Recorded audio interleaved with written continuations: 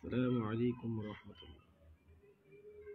عن أبي هريرة رضي الله تعالى عنه قال قال رسول الله صلى الله عليه وسلم إن لله تعالى 99 اسما من أحصاها دخل الجنة.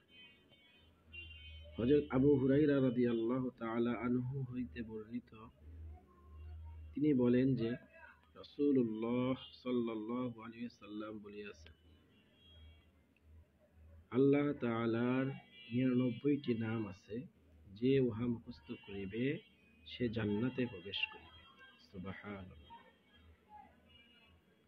তো আল্লাহ তাআলার 99টি নাম এখন আমি আপনাদেরকে পড়ে শোনাবো ইনশাআল্লাহ তাআলা। বিসমিল্লাহির রহমানির রহিম।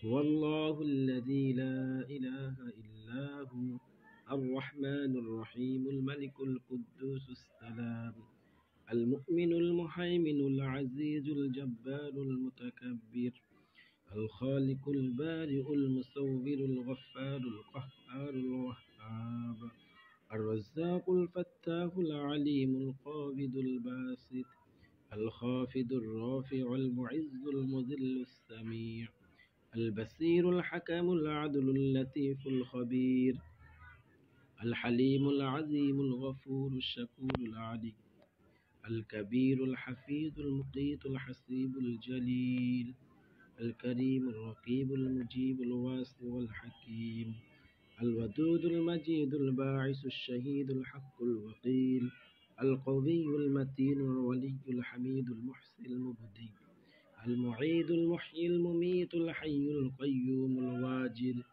الماجد الواحد الأحد الصمد القادر المقتدر المقدم المؤخر الأول الآخر الظاهر الباطن الوالي المتعالي البر التواب المنتقم العفو الرؤوف مالك الملك ذو الجلال والإكرام المقسط الجامع الغني المغني المانع الضر النافع النور الهادي البديع الباقي الوارث الرشيد الصبور।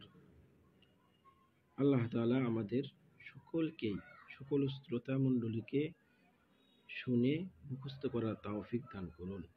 আমিন। আসসালামু আলাইকুম ওয়া রাহমাতুল্লাহ।